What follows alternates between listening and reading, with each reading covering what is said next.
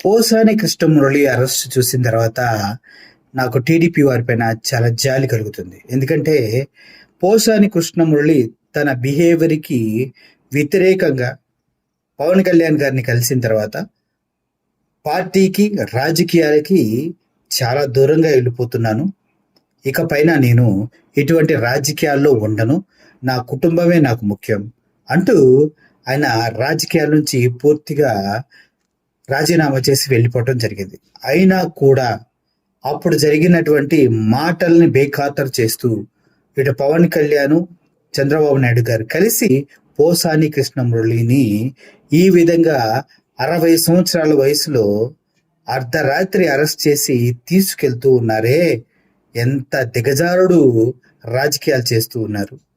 GV Reddy కేసుని పక్కదోవ పట్టించడానికి, అదేవిధంగా ఇప్పుడు జరుగుతున్నటువంటి ఎమ్మెల్సీ ఎలక్షన్స్లో ఓటమి పాలవుతామనే భయంతోనూ ఈ అక్రమ అరెస్టులు చేస్తున్నారంటూ చాలామంది మాట్లాడుతున్నారు.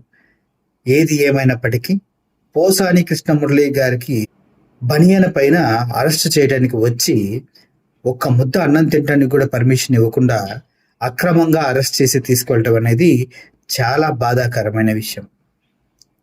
ఇటువంటి అరెస్టుల్ని పూర్తిగా ఖండించకపోతే సభ్య సమాజంలో అధికారం ఉందనే మదంతో ఇంకా చాలా అరెస్టులు జరిగేటువంటి అవకాశం ఉంది.